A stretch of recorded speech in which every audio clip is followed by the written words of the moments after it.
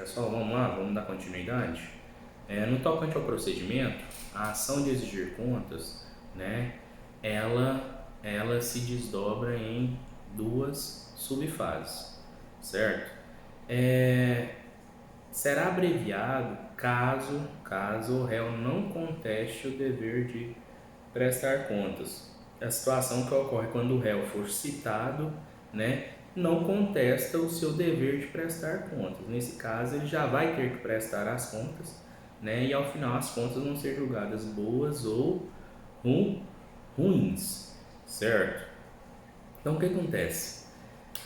No procedimento no código anterior, tanto a primeira quanto a segunda fase eram decididas por sentença. Já no código atual, CPC de 2015, né, a primeira fase ela é decidida por meio de decisão interlocutória, certo? Que desafia o recurso de agravo de instrumento. O que essas duas fases? Para facilitar para vocês. Na primeira fase, discute-se a obrigação ou não do réu prestar as contas. Às vezes o réu não foi provocado extrajudicialmente para poder prestar as contas, certo? E aí o autor vai judicialmente e já maneja a ação. Ele vai falar, mas eu não contestei minha obrigação de prestar contas, eu não fui contra, por que ele está entrando com a ação? Essa é uma situação. A segunda fase do procedimento vai discutir se as contas são boas ou se estão ruins, se vai existir algum saldo devedor em favor de uma das partes. Há pessoas que são obrigadas a prestar conta em um determinado período. Exemplo, o sócio de uma sociedade na época do fechamento do balanço da mesma. O síndico de um determinado condomínio na época, né, da assembleia que vai determinar a reeleição ou não dele, a nova eleição. Então, tem pessoas que devem prestar contas no momento oportuno. E se provocadas de forma errônea anterior, exemplo, o síndico vai ter que prestar contas no dia 1º de dezembro de 2020. Aí mudo eu lá pro prédio e quero saber como é que estão as contas do condomínio. Eu não sou titular desse direito nesse momento. Eu posso exigir as contas no primeiro momento? Sim, posso, eu sou condômino. Mas eu devo fazer isso de forma extrajudicial primeiro. No caso de negativa injustificada, surge o meu direito de utilizar do procedimento para exigir as contas do síndico. Então, o atual procedimento ele continua com as duas fases, mas diferentemente do que ocorre no CPC anterior, né, não sou obrigado, o ato que encerra a primeira fase não é a sentença, e sim uma decisão interlocutória. Logo em seguida, o processo continua nos mesmos autos. Beleza? Primeiro, verifica se o réu está obrigado a prestar contas. Definida a obrigação de prestar, o réu é condenado a prestá-las. Qual que é esse prazo, professor? Tem quanto tempo para poder prestar contas? A gente tem um prazo de 15 dias. No escritório nosso, a gente está com duas ações hoje em curso, né, contra administradores de duas sociedades que, os dois casos eram os cônjuges, né, que estavam na gestão, e aí as esposas, sócios, descobriram, né, desvios da sociedade. E aí, provocados, questionados extrajudicialmente, não souberam argumentar e a gente manejou uma ação de exigir contas. Eles devem, na condição de sócio-administradores, provar para onde foi aquele dinheiro que saiu da sociedade, sob pena de ter que reintegrar o patrimônio social aquele dinheiro indevidamente desviado. Recapitulando, a primeira fase encerrada com decisão interlocutória de acordo com o artigo 550, parágrafo 2º, e a segunda por sentença, que valerá como título executivo judicial caso haja saldo em favor de uma das partes. Vamos ver primeira fase e segunda fase. Então, primeira fase, né, a ação ela se iniciará com a prestação em juízo, apresentação em juízo da petição inicial, cognição preliminar, emenda se for o caso. Logo em seguida, o réu será citado para, em 15 dias, ou prestar as contas, o procedimento abrevia já numa fase, já vai passar para a segunda fase, ou contestar a ação, falar não sou obrigado a prestar contas, não sou, né, não sou eu mais síndico, eu já fui síndico no meu prédio, vamos supor que hoje entra um condômino contra mim pedindo que eu proceda à prestação de contas do meu período enquanto síndico. Olha lá, eu não sou mais síndico, a prestação de contas foi feita no momento oportuno da reeleição da síndica subsequente. Se você quiser, você pode ter acesso lá aos balancetes patrimoniais do condomínio, certo? Então, nesse primeiro momento, verifica se há obrigação ou não de prestar contas. Então, o réu será citado para, em 15 dias, ou apresentar as contas, se ele achar que deve apresentar, ou contestar o direito, né, de apresentar ou não essas contas. Beleza? Tranquilo? As provas, porventuras necessárias, ou questão de mérito propriamente dito sobre as contas, né, serão tratadas apenas na segunda fase do procedimento. Beleza? Quais são as respostas possíveis, né, a serem apresentadas pelo réu? Tipo a Dora, né? Falei isso na live semana passada. Você pergunta sozinho aqui nessa sala, né? Você pergunta, dá um tempinho. Né? Se estivesse na sala de aula, um ou outro estudioso aí já ia responder, né? Mas vamos lá, citado para a ação de exigir contas, o réu pode adotar alguma das atitudes, ainda na primeira fase, tá, gente? Primeiro, ele pode apresentar as contas e não contestar. Ele se acha no direito, na obrigação de prestar as contas e já apresenta.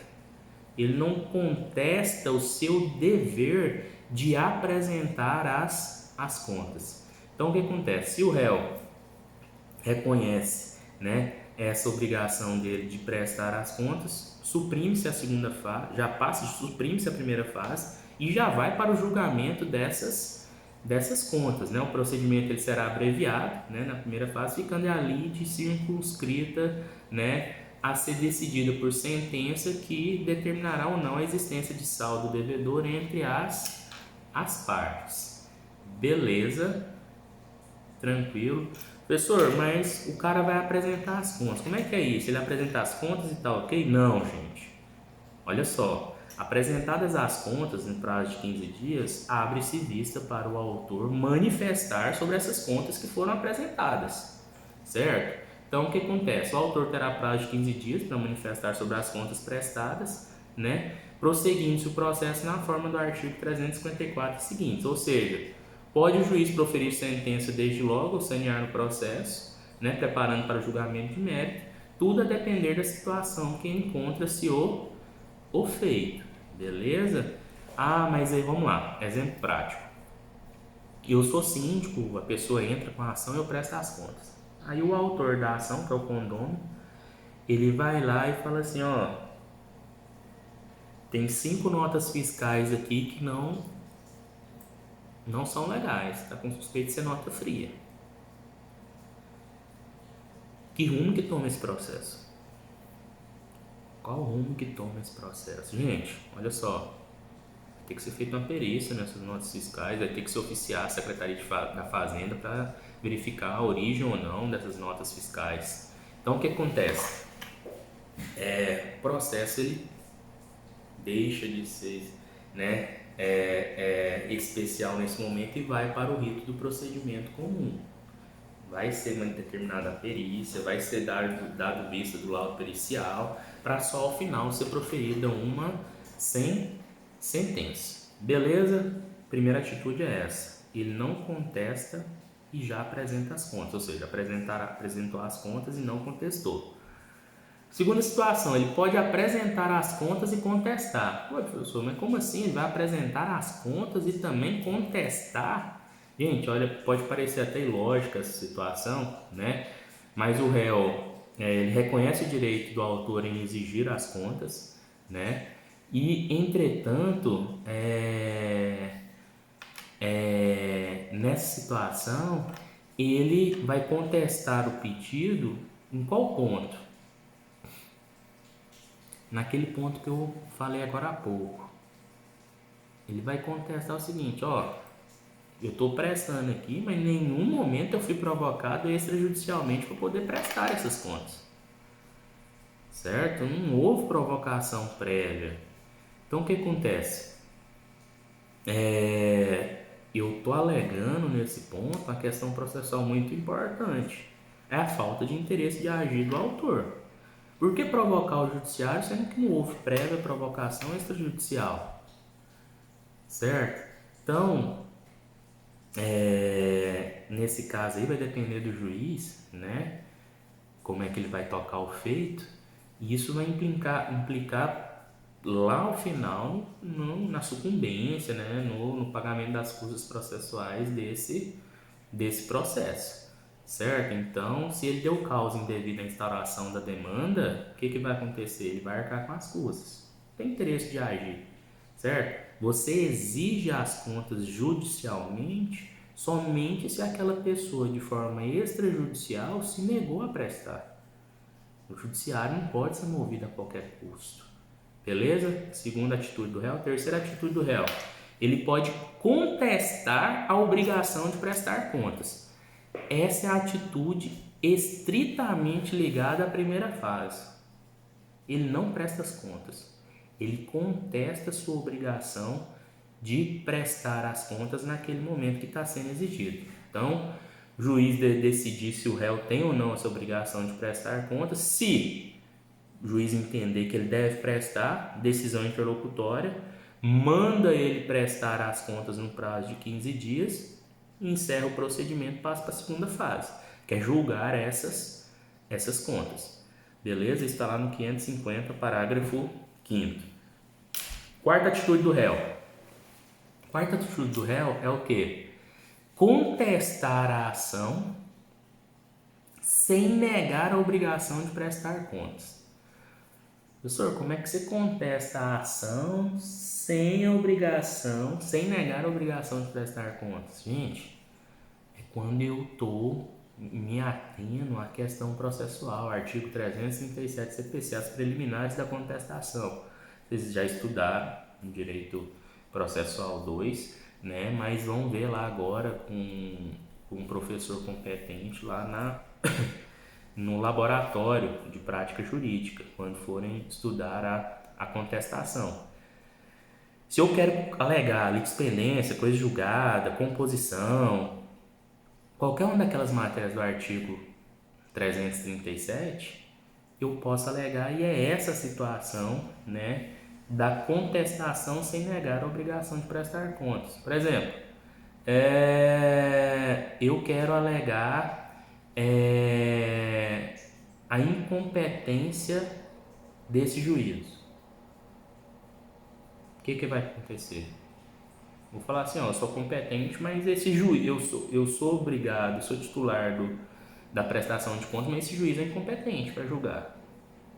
Então eu vou contestar, a ação vai ser remetida para o juiz competente, lá sim eu presto as contas devidas, entendeu? Se o juiz rejeitar a alegação, ele já vai mandar você, réu, a prestar as contas. Beleza? Tá lá no parágrafo 5º do artigo 550.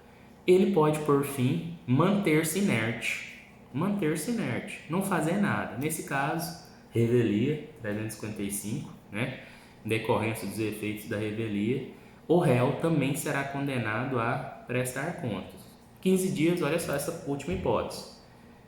Entrou com a ação, foi determinada a apresentação das contas, a prestação de contas ou contestação. Ele fica inerte. O juiz vai fazer o quê? Vai condenar ele a prestar. Se ele não fizer, já passa para a segunda fase, o processo vai seguir. Julgamento. E olha só como é que é a segunda fase. Nesse caso, já antecipando a matéria de agora a pouco, a gente vai falar. Ele permaneceu inerte, não prestou as contas. O autor vai prestar as contas. E o réu não vai poder fazer nada, certo? Ele não vai poder manifestar das contas que o autor prestar. Então, no caso, voltando ao exemplo lá do condomínio, do inventariante. Você entrou com a ação do inventariante, o inventariante permaneceu inerte. O herdeiro fala, ó, tá aqui as contas. Sumiu do espólio 50 mil reais, foram desviados em relação à venda do gado da fazenda tal. Desculpa. O que vai acontecer?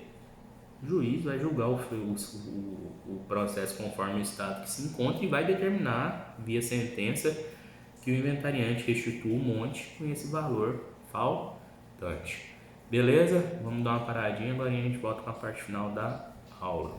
Até mais.